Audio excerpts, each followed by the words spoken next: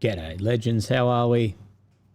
Nice to have you here. We're just going to wait and we'll see when this press conference starts. I thought it was going to be significantly too early for me to do, but it doesn't seem like that will be the case because they've been in there a couple of hours at this point. Of course, President Trump and President Putin. Let me just post this up on my Telegram to get a couple of people across. And then I'll be with you.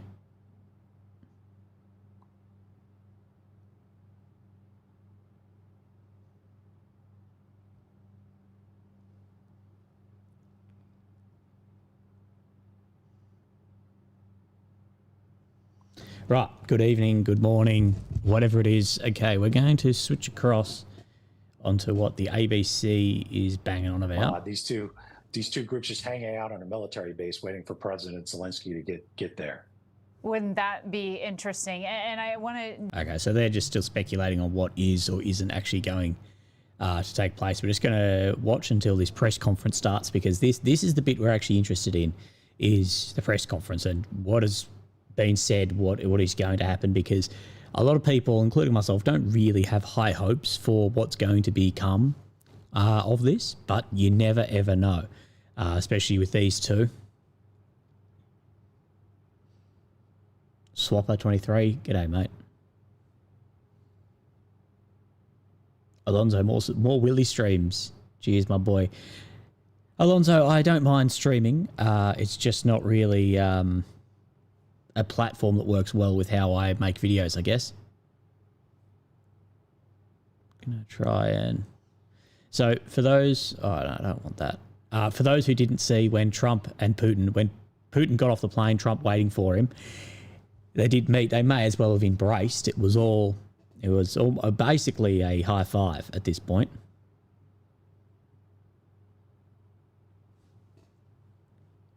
So I'm just going to switch back. I haven't logged on Twitter or anything yet this morning, but I've had someone in my inbox going, things are in a meltdown. Let's go. Thank you, Brass. Thank you, Brass. So, okay, I'm trying to see if there's anything specific you want me to look at, let me know, and I'll go have a look.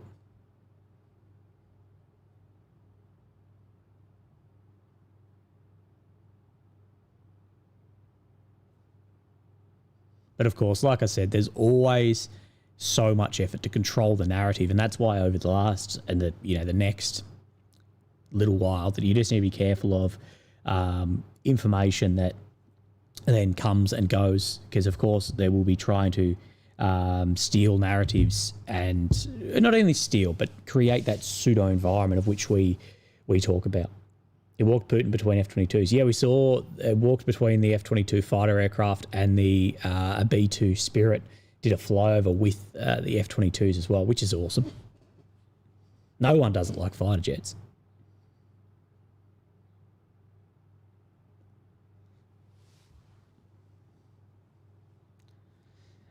And music says, thank you for your amazing work. Thank you, mate. Thank you for the appreciation.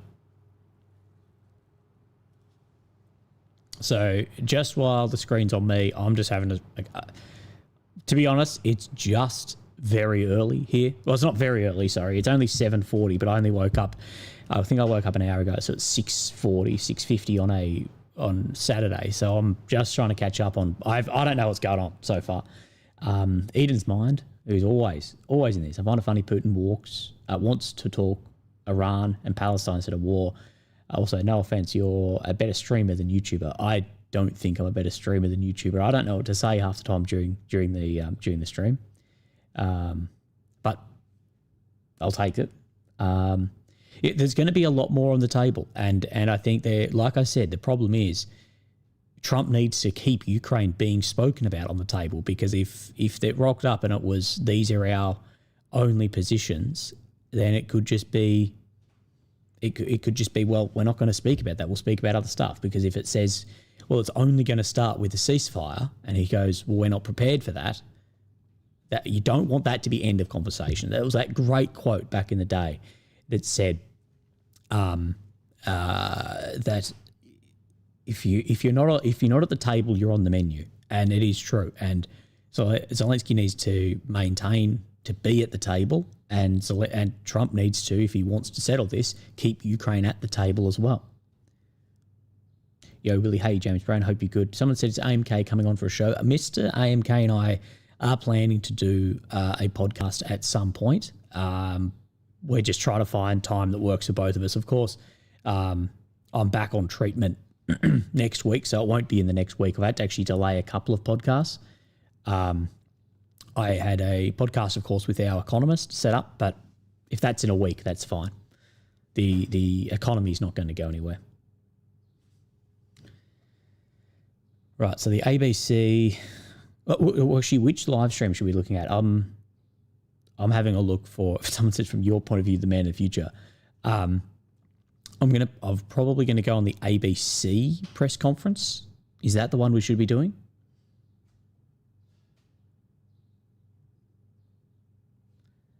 Graham P. You're watching ABC News Live. I'm Kana Whitworth in Los Angeles, but as you know, all eyes are on Anchorage, Alaska right now. The world is watching, and this is what is currently happening. This is a live look inside the media press briefing room. You can. I feel like those press would be bored ads right now, like what's going on. Graham P, g'day, big balls. VP putting his KGB skills to work. Well, people did have concern about that. There was concern about, hey, the way to trick and maneuver and move around.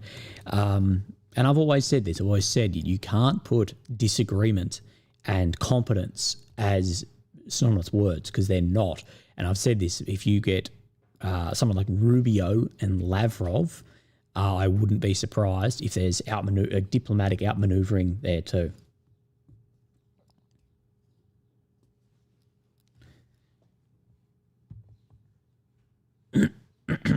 Let me go back so I can have a look.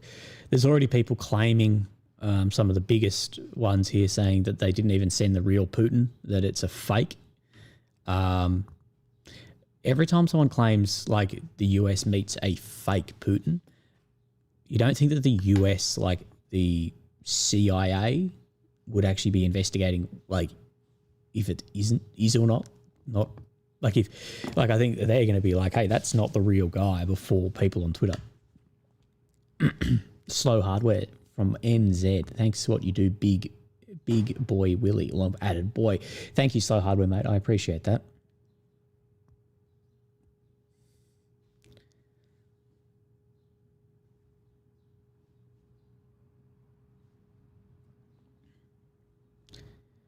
Right. I saw a couple of people go,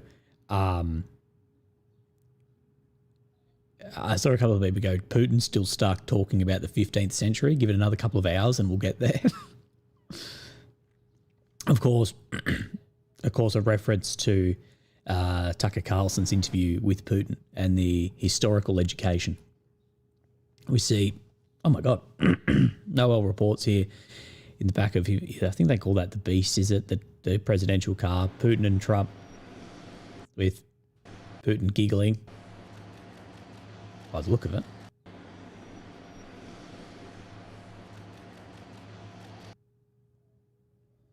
Trump did go for the very iconic Trump sort of pull you in handshake, and it didn't actually really work on that one. I saw Trump doing it. He has like the real close hand. He puts his hand like right up close to sort of drag you in.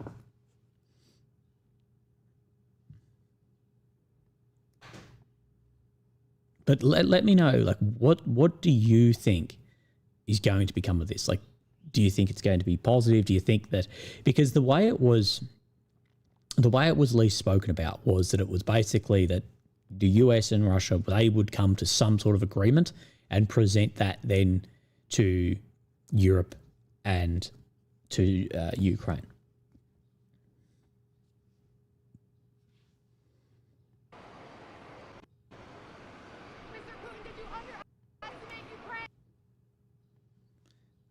So, Mr. Putin, did you underestimate Ukraine? President Putin, will you stop killing civilians?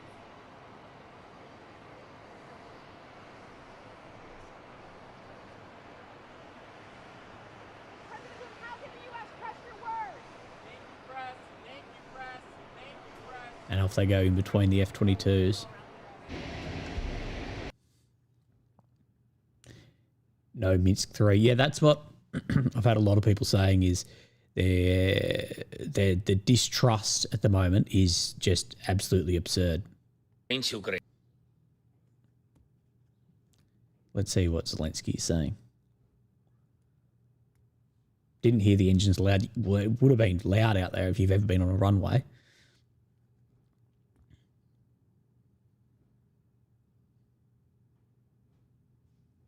And Nicholas Walker says, I think they'll only agree to a second meeting, but keep on talking, which is positive. Trump will do his usual, greatest deal ever made. Yeah, at least it'll probably, I do agree with you, Nick, but that it'll actually start sort of the ball rolling. And then from there, well, it's better than an absolute diplomatic freeze, because for 3.5 years there was no talk, nothing's to happen, whatever. And the situation at the moment at the front doesn't really suggest that there can't be any level of speaking, because there's not going to be a decisive victory in this. It's going to end one way or another in a negotiation.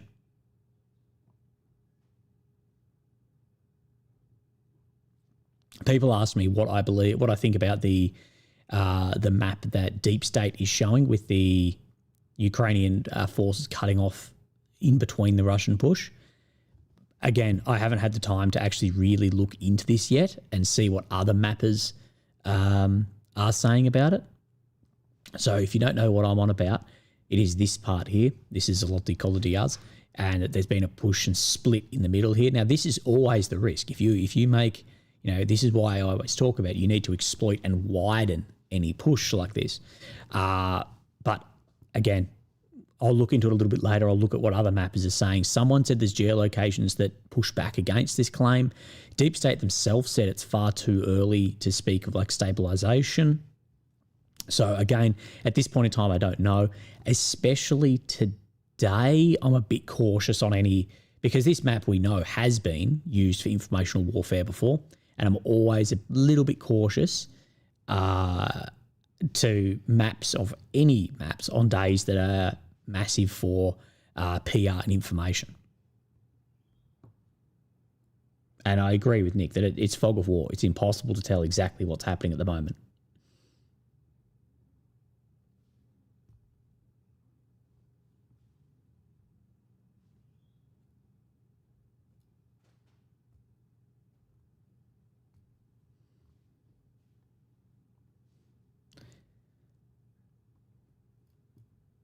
Right, let me have a look. Jackson says, it's been a while, haven't seen your videos lately. Still doing the same old thing, mate, but things are good.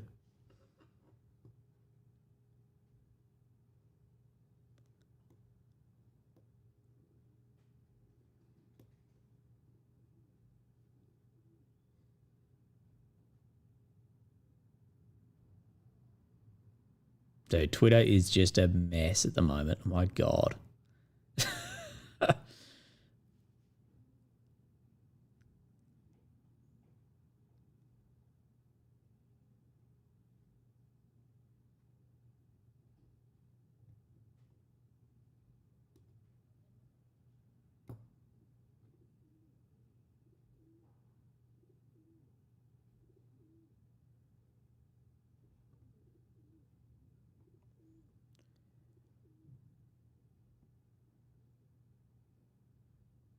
Right, sorry, I was just trying to catch up on what's going on.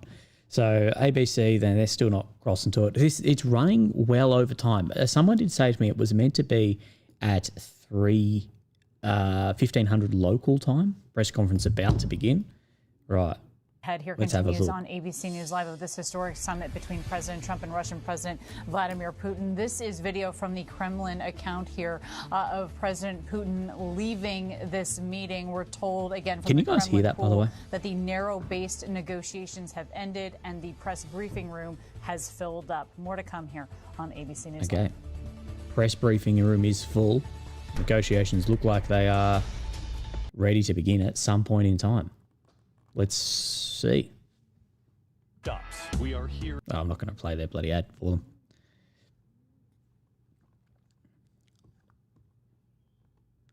Did you ever think this day would come out of all places, Alaska? Look, I don't.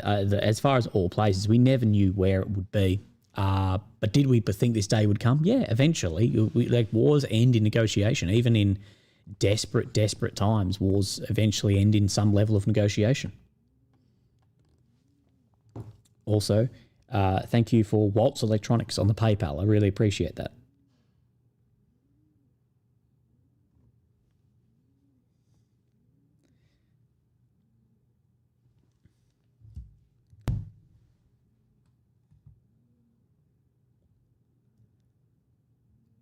Rodia has, hey Willie, thanks for providing us with unbiased daily updates. Hi from Melbourne. Rodia, I hope you are doing well, looking after yourself. I hope that Melbourne isn't too cold this morning. And thank you guys all for joining me here today. It could be, technically, well, it could be, it has all the potential to be a very, very historic day, but we will see what becomes, and I think we're about to find out in only a few minutes. I think we'll find out exactly what level of history today is going to be with the Putin and Trump then press conference and see what becomes.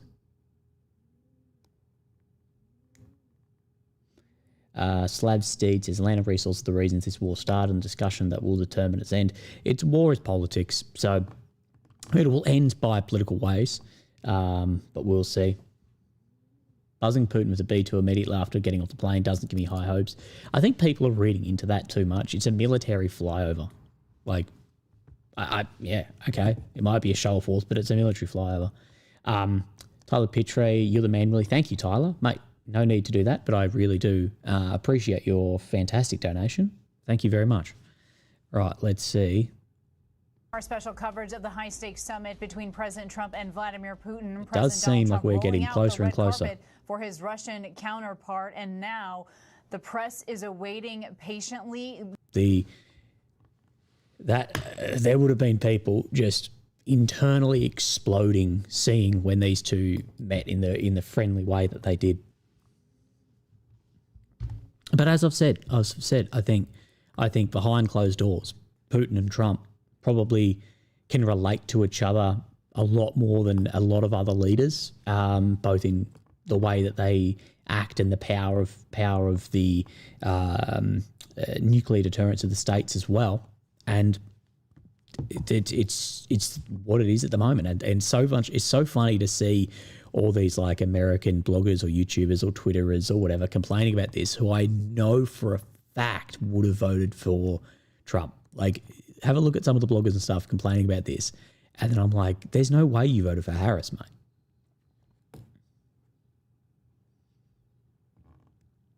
Negotiations finished. Russian delegation took first row in the auditory.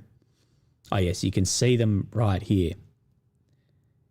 This is the one who was heading up. If I'm right, is this the guy that's Dmitriev?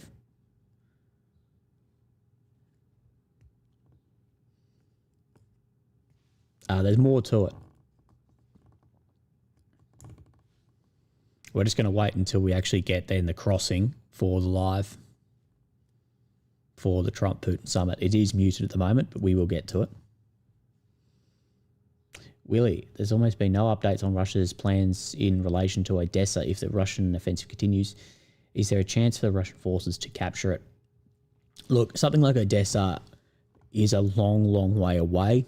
Is it plausible in the future? Yes, especially if the war continues on the current trajectory. Yes. And a lot of people, a lot of analysts behind the scenes who I talk to, they still believe that Odessa is the absolute maximalist goal, but it's a long, long way off. But crossing any body of water is just so difficult and so costly. There would have to be a unbelievably degraded adversary before you even thought about doing it. And Lieutenant McMuffin says, I just hopped in. Did you talk about them talking in the car beforehand? Yeah, we showed just a clip video of them yapping away in the car to one another just before. Oh, someone says the White House is streaming it. Let me see if I can go to that.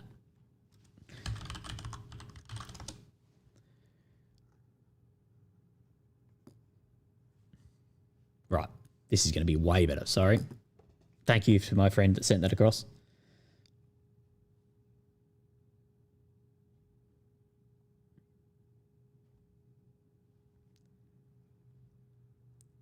Sorry, I just need to reply to this.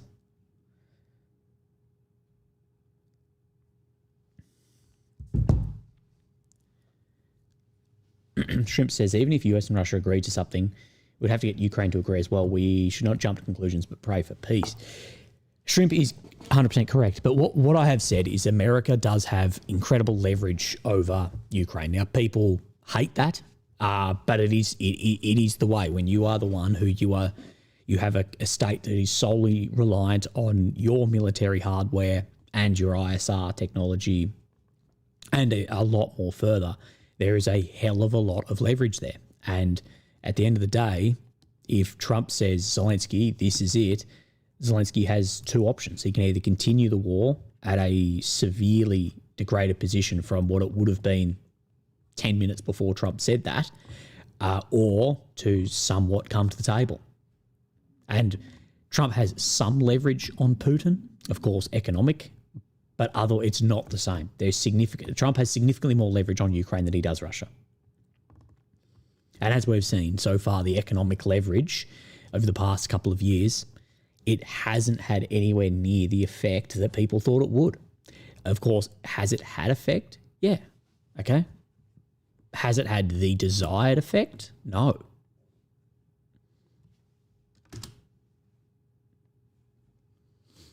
And there is a lot of people questioning whether Trump is really willing to go and actually do a secondary tariff on India. Nicholas Walker here news from UK. We plan to put troops in Ukraine 1 week after ceasefire is announced. Can the US invade us? Much obliged. Imagine that, yeah. The UK send troops to Ukraine, the US just take it. Look, UK, there's been a lot of rhetoric from countries around troops there, but it's always been on it has to have a ceasefire. And so if the UK is saying, if that Pakistan's capital of London is saying that then we're going to put troops on the ground as soon as a ceasefire begins, you can see exactly why then Putin would go, then I don't want a ceasefire. Like, that you can see where the politics is getting played here. It doesn't mean that you may not agree, like in ideological terms disagree with that, but you can see why it's going to get shot down instantly.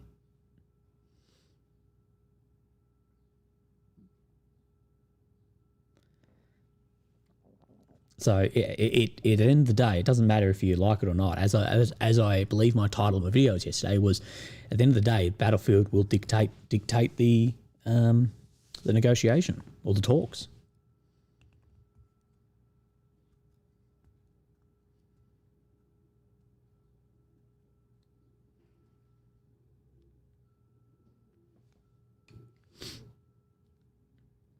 The AP stream is live. Yeah, this one should go live. The White House stream, as long as they haven't fucked it up, I guess. Let me have a look.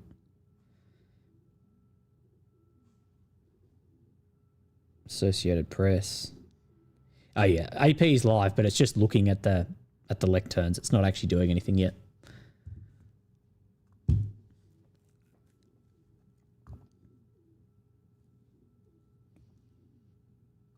At the end of the day, if the war was to end now, there's going to be territorial concession. Like that just is the way. People talk about land, etc., etc. Okay, I don't know. I don't know where it's going to be chopped up. But what I do know is that if it was going to be the desired effect of Putin or Zelensky, who both have territorial ambition of which they don't control, that's as simple as it's going to be. That if you want the 91 border, there's going to have to be military action to take it. And if Putin wants beyond, I guess, the more recent demand, there's going to have to be military action to take it. Trump's leverage on Russia is this threat of secondary tariffs on India and China, which there's even from India, there's doubt around it.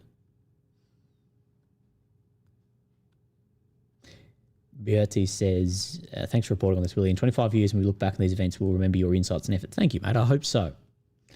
I hope that I try and have some level of balance and cut through some of the absolutely brain-dead propaganda out there.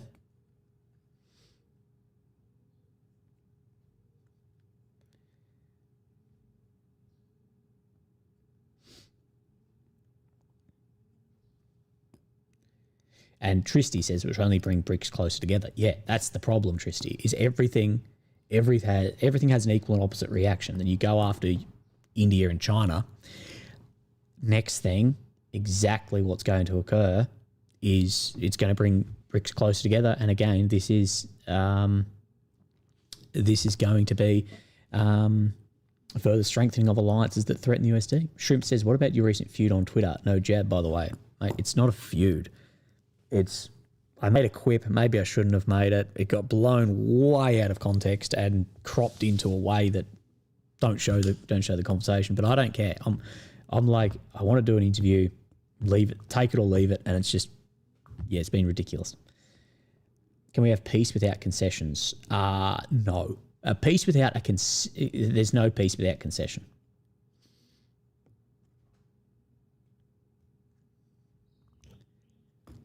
Like, I don't even know how that would look, because regardless of which way you'd have peace, there's going to be one way or the other making a concession.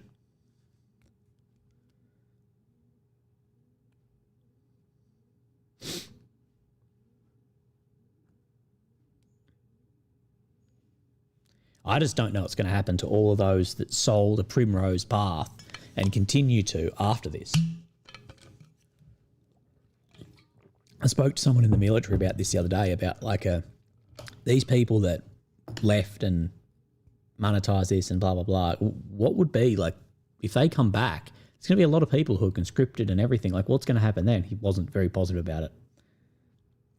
Someone says you should interview Denis Davidov. Yes, I have reached out. At least 18 months ago, I reached out through emails and I never heard back. But I'm open to that too.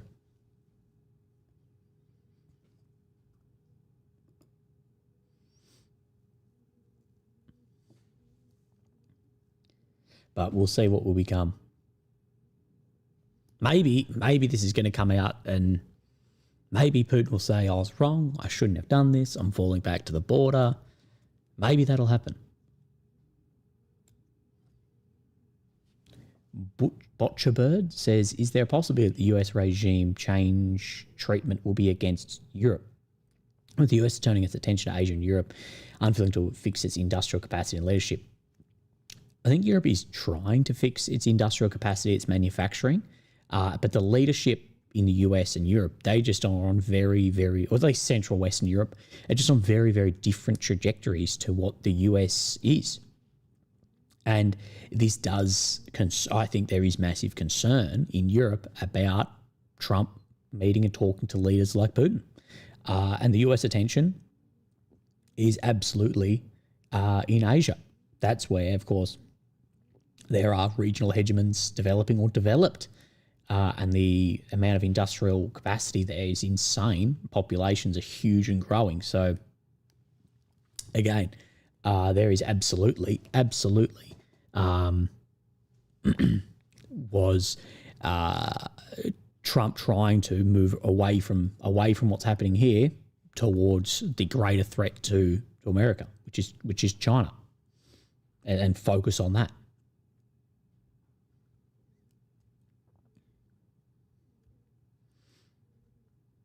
Someone says the Russian defense minister said the talks were excellent. I haven't seen that yet.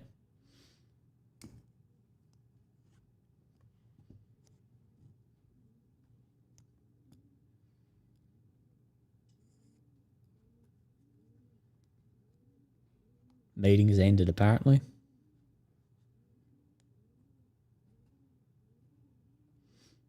Sorry, I'm trying to read. Oh, it's too quick. Let me go back. So let me know if it starts and I'm not here. Well, I'm not focusing on that. Let me know.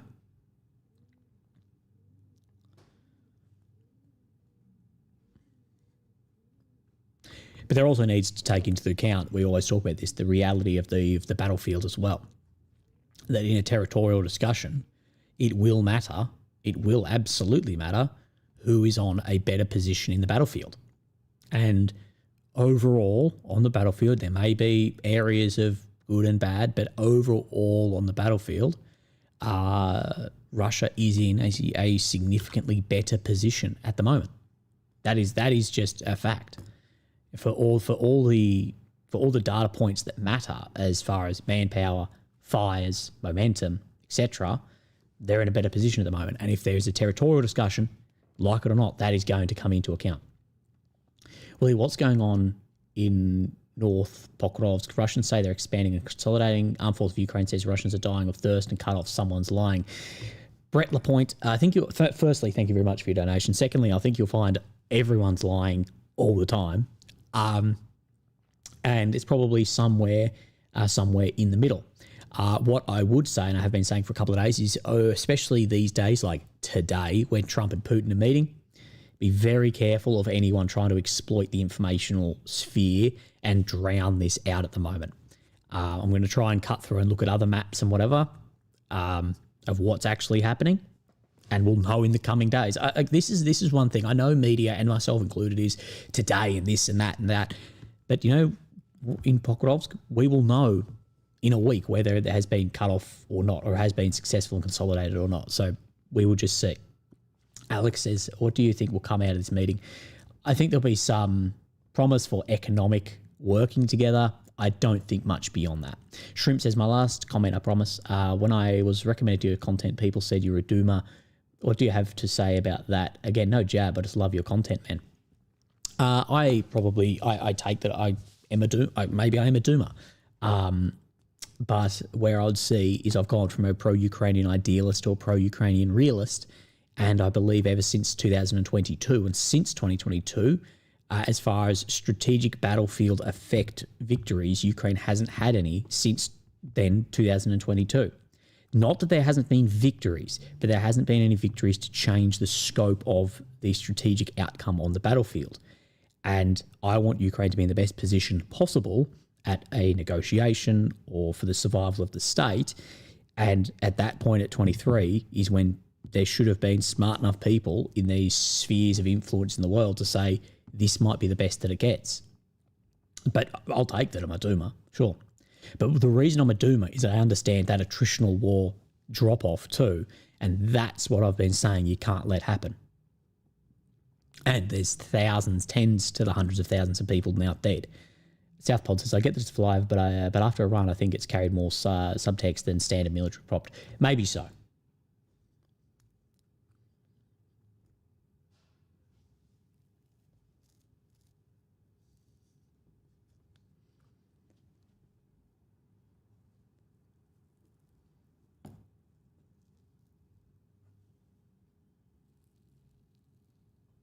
Someone says it's coming, right? Is this going to go live? It looks like, come on. The press, I'm watching the press on my phone and they're all stood up. I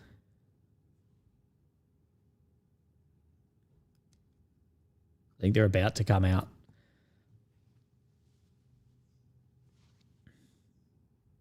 Let me just refresh this.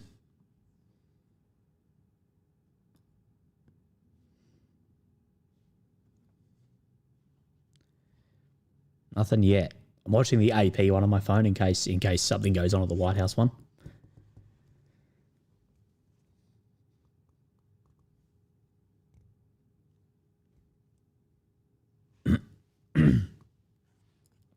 Someone said, ask what happened to punctuality.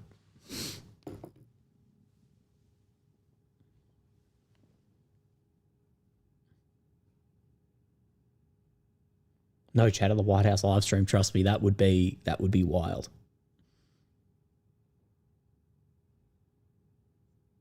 Southpod says, one more just for you. You're by far my favourite military analyst. Thanks, Willie. If you ever come to Canada, let's have a beer. Southpod, mate, thank you very much. Yeah, I'm sure.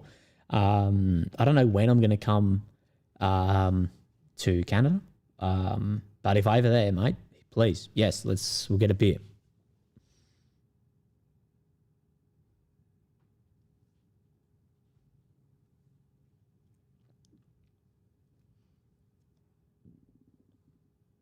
We cannot be far away. Can someone let me know in the chat what time it is currently in oh my God, I almost said in Canada, in Alaska, in Anchorage?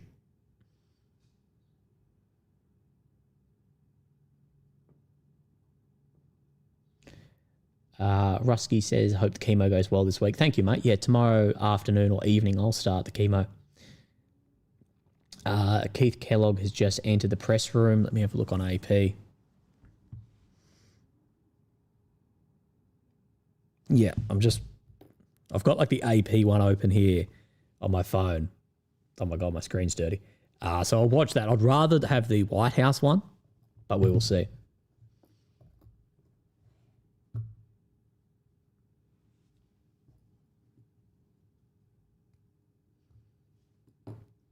It does look like any minute now this will be occurring. I'm definitely live here. That. They're drinking vodka. Yeah, imagine that. They just come out, they're just absolutely plastered. To be honest, it would make it good. To be honest, to be very truthful, if Putin and Trump came out after like 8 shots of vodka and were fucking hammered, you'd probably get a more honest and real press conference of what's going on. Maybe that's how these sort of things should be conducted.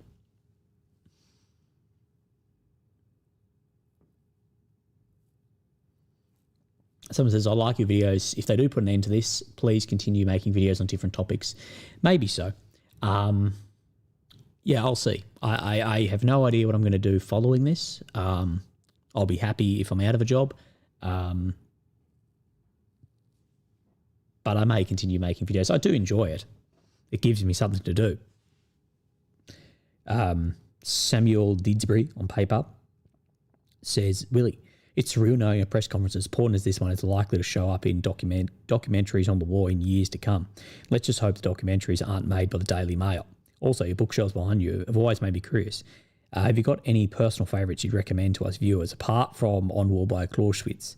Thanks for all the hard work. Your videos are a highlight of my day.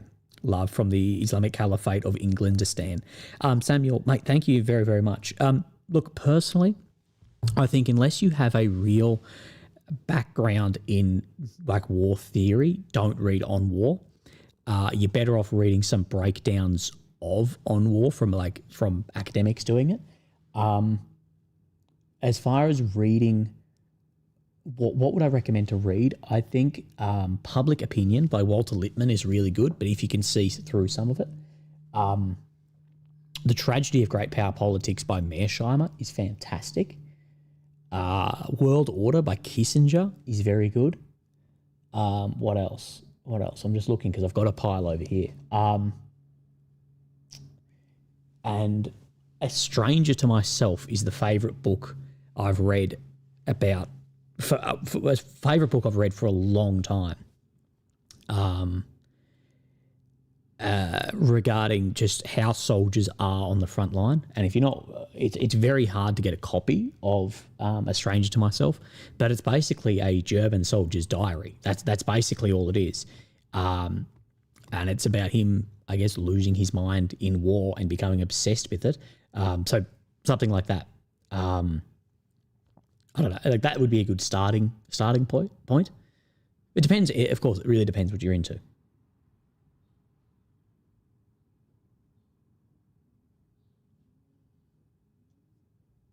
Tell Putin, hurry up, Willie. Yeah, I'll get him on the blower.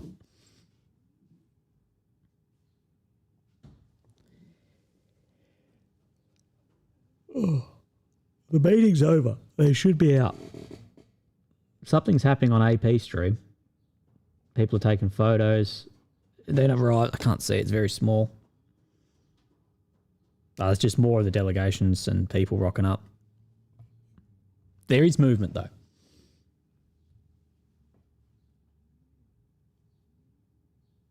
It's not delayed. It's delayed. It's not already finished.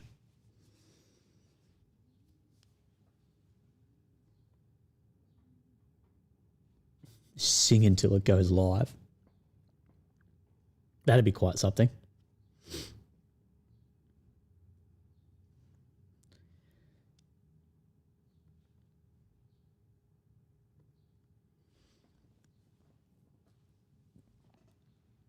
Best read on attritional warfare doctrine.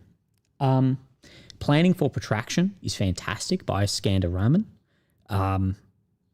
I was disappointed in our conversation, our podcast. I put that on myself. I didn't think that went as well as it should have gone. But Planning for Protraction is a good read on that, and there's some really good reads up of the art of attrition, I think it's called, by Rand or Russi. It's good. There's some really good stuff out there. The thing is, I'll say about it, it's not that complex. It really isn't that complex. At the end of the day, it comes down to a country's latent and potential powers of manufacturing, industry, and populations. And it's I know it's not that simple, but it somewhat does.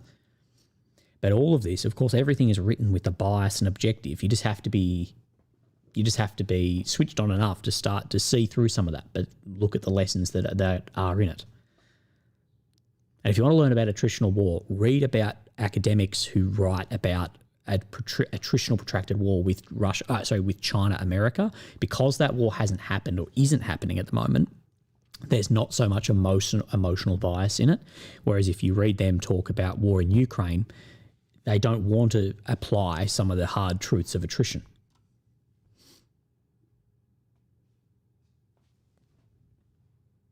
Okay, it looks like we are very, very close to this.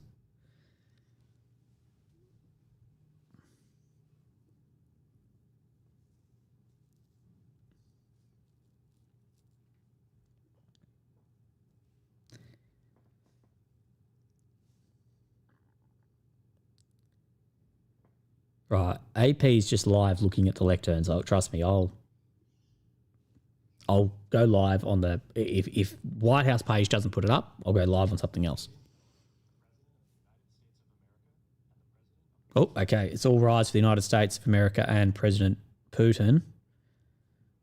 Is this one not going to go live? President of the United States of America. Oh, here we go. And the President of the Russian Federation. There we go.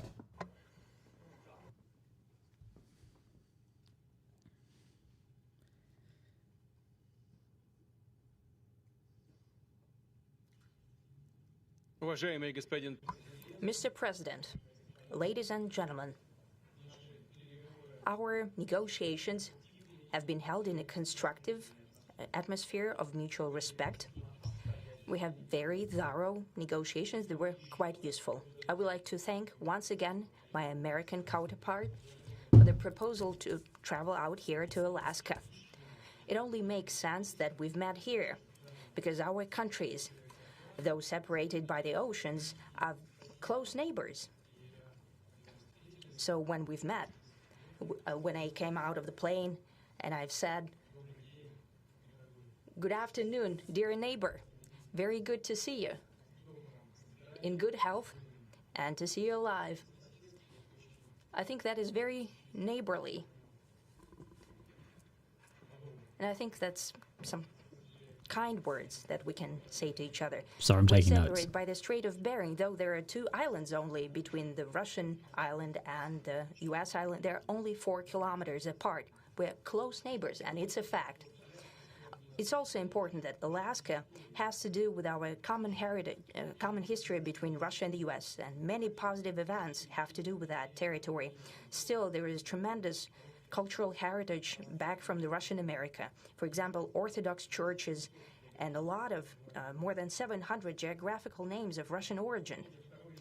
During the Second World War, it was here in Alaska that was the origin of the legendary air bridge for the supply of military aircraft and other equipment under the Lend-Lease program.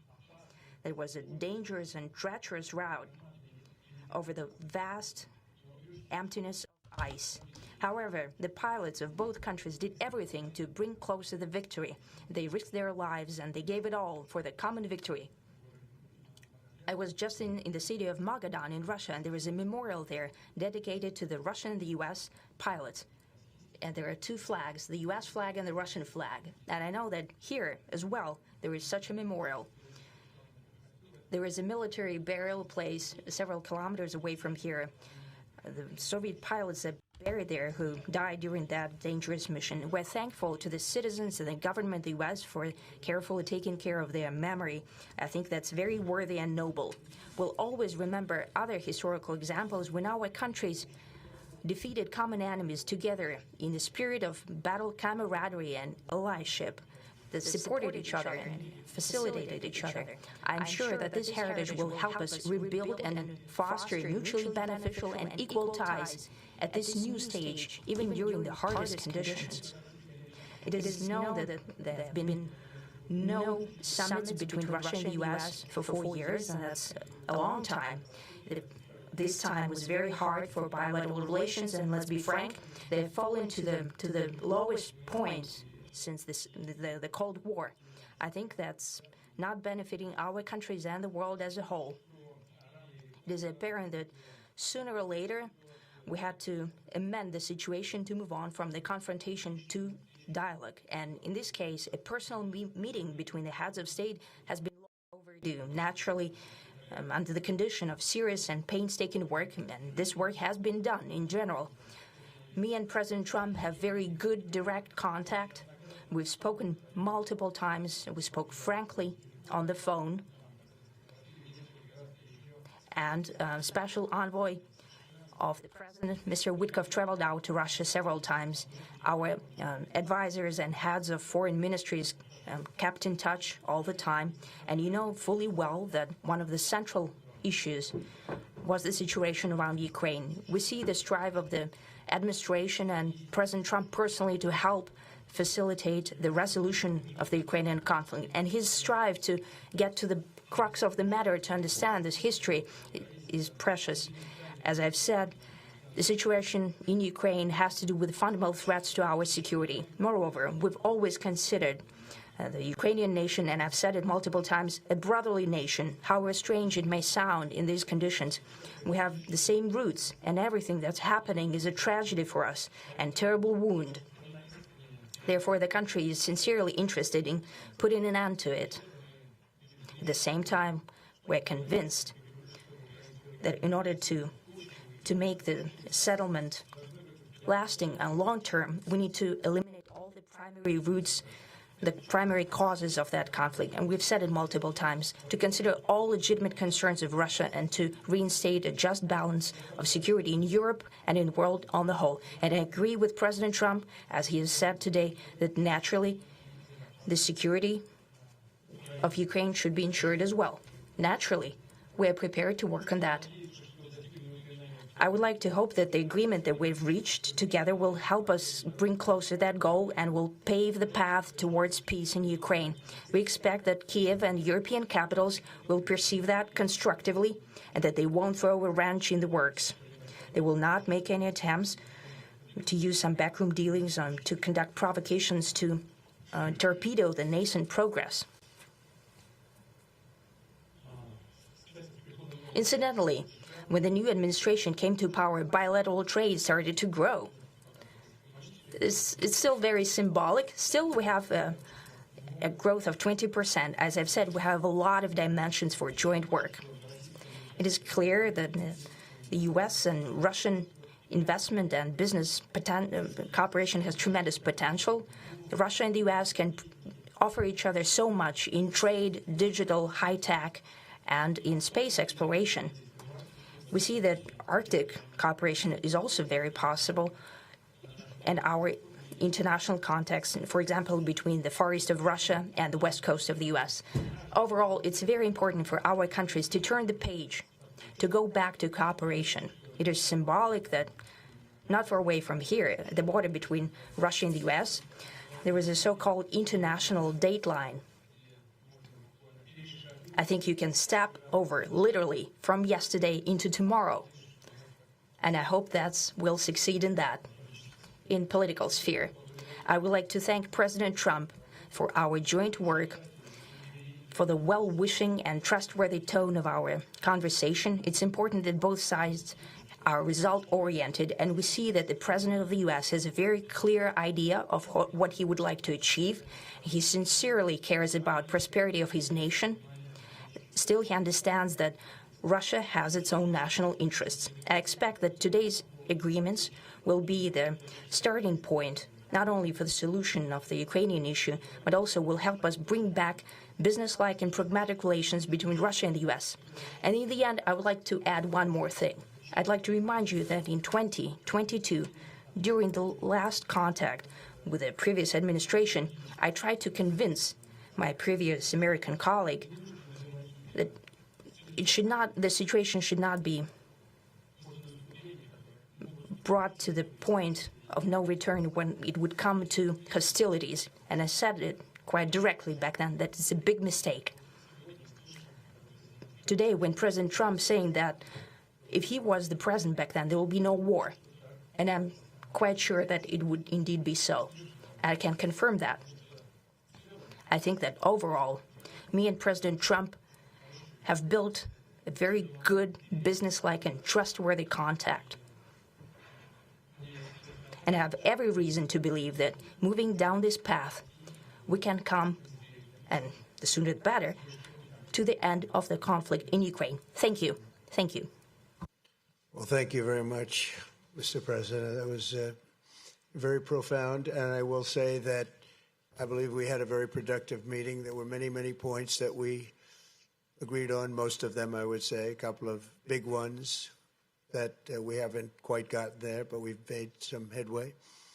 So there's no deal until there's a deal. I will call up NATO in a little while. I will call up the various people that I think are appropriate, and I'll, of course, call up President Zelensky and tell him about today's meeting. It's ultimately up to them. They're going to have to agree with what Marco and Steve and some of the great people from the Trump administration who've come here, Scott and John Ratcliffe, thank you very much.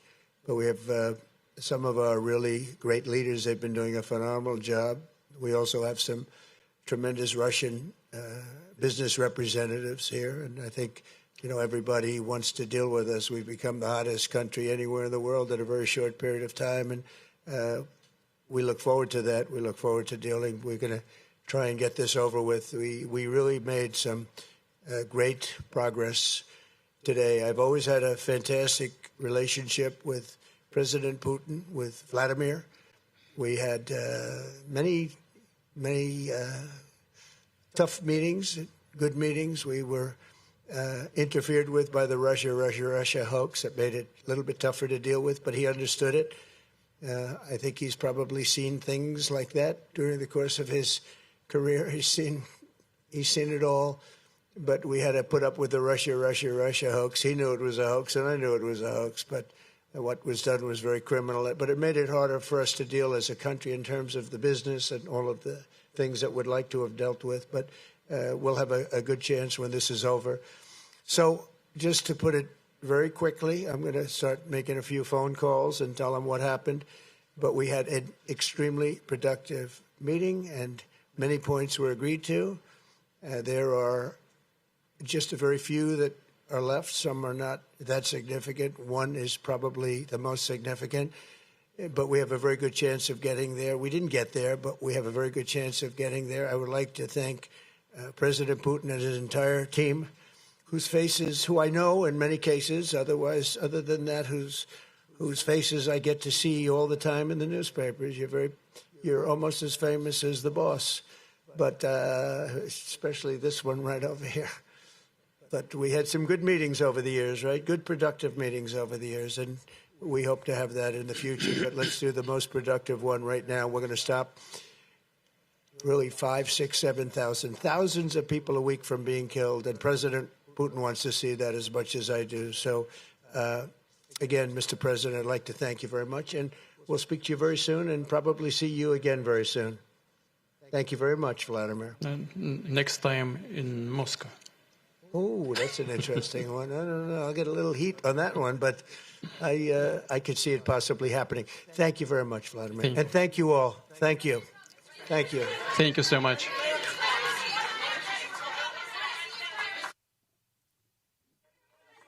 So Putin, next time in Moscow, he says.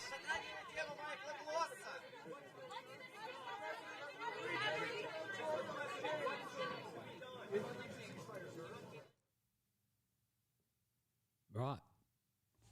What do we think? Holy shit. Right. I will apologise for the audio in the very beginning of that. I had my audio mixer thing wrong. We didn't get much. as far as, again, what were we expecting? To be honest, we probably got more than we expected, but as someone says, it was very, very vague. Putin's next time in Moscow at the very end. I can go over all the notes that I took on bits that I think were, the most relevant and important, but you can obviously see that there is a friendship between Trump and Putin. But at least they are talking, so I'll go through notes quickly, and you guys keep in the chat, and you guys can talk about whatever, and that'll give us an idea as to what you guys thought about it. So as far as Putin, he described these as that they were thorough and useful. Wait, Jesus. I don't know. Have a podcast with Alexei Astrovich, please. Sure. I'm open to any interviews. So Putin described them as thorough and useful, as Alaska and America and Russia being neighbors with Alaska, and getting off the plane saying, hello, neighbor.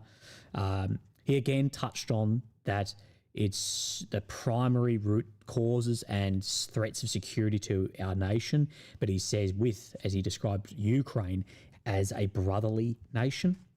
Putin also said that we hope that we won't get like the European states, I believe the quote was, torpedo any deals, but that there needs to be an agreement, and that they are result oriented, and to find a solution, as Putin said, to the Ukraine issue. He also said in 2022, the final phone conversation with America, he did say that hostilities shouldn't happen, that it shouldn't get that far. And then playing into Trump's ego with saying that if Trump was the president in 2022, then the war would not have happened. And of course, we saw Trump talk about Russia, and the Russia hoax that became from his intelligence services all the way through to the media. And then from Trump basically reiterating that we agreed on most, and even most major, although I think the quote was along the lines of, but the most major, we didn't quite get there yet. And Trump said that there's no deal until there's a deal, and that ultimately it's up to them. So ultimately up to them, meaning ultimately it's up to when I give a phone conversation to Zelensky and Europe and see what they think of what has been discussed. We'll just pause for a second as Peter says, business deals in Arctic, Far East minerals deal, war in Ukraine continues, but phone calls will be made. Deep State is going to go in overdrive. Yes, I would say right now, Twitter is in a absolute hysteria. Trump corrects himself somewhat when he says, I just wanted to write something.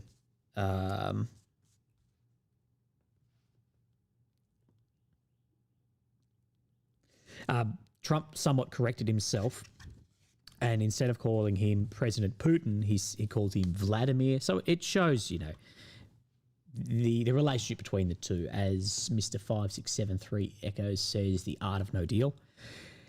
That Trump says, I've got a few phone calls to make following this. So Trump's getting on the blower to Macron and Zelensky and Starmer and Merz and all these at the moment.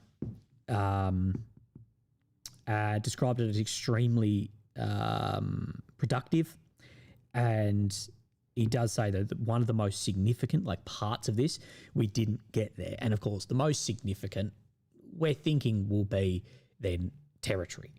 I'm guessing the most significant, ending the war, territory, that whole as far as that. And Trump does say that we're going to stop the war. That is his number one. He's saying we're going to stop. And then right at the end was, again, to show the relationship between Putin and Trump about, well, next time it will be in Moscow. And Trump sort of laughs it off with, we'll get some heat for that. So I guess we've got a fair bit. So again, over the next coming days, we won't know.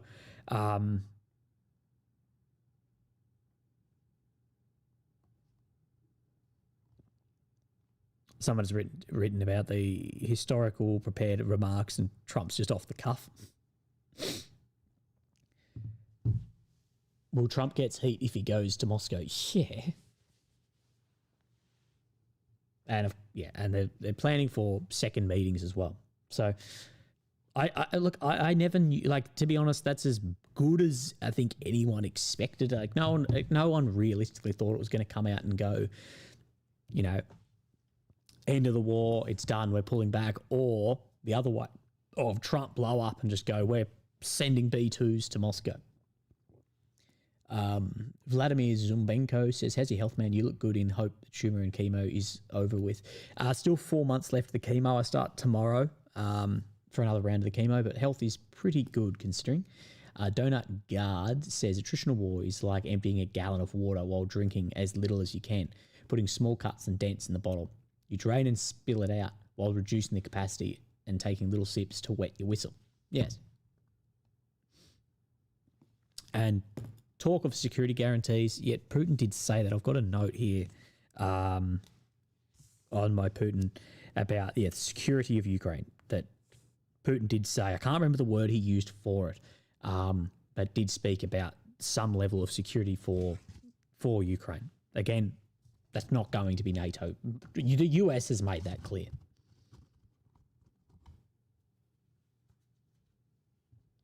So maybe we got somewhere. Just those two meeting gets us somewhere. I guess if you were to log on to Twitter right now, I'm guessing it's going to be in a meltdown.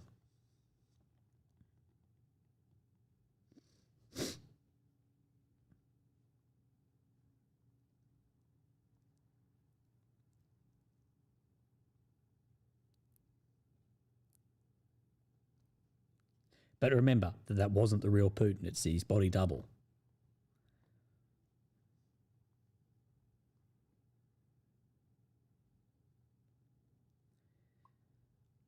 Right. Well, legends. I think that's from me. I think that's everything. I want to go have a morning coffee for Saturday morning. I'll go out for a coffee. I will then come back and I'll make an actual video on the situation, what is occurring, try and cut through what's happening around Pokrovsk, because at this point in time, remember, when I first log on, it's the morning. I haven't seen anything for the last 8 hours. I've been asleep. So, yeah, for those who made donations, again, you do not need to. Thank you. I really appreciate it. It really does help me out, but absolutely no need to whatsoever. Hopefully we are one step closer to the end of a horrible, catastrophic and bloody war. For those of you who are starting your weekend Friday afternoon, or those of you who are on your Saturday morning, please have a great day. And I will speak to you this evening, at my time this evening, in about 12 hours from now in the video. Right. Legends, thank you very much, and thank you for all your support as always. I'll see you soon.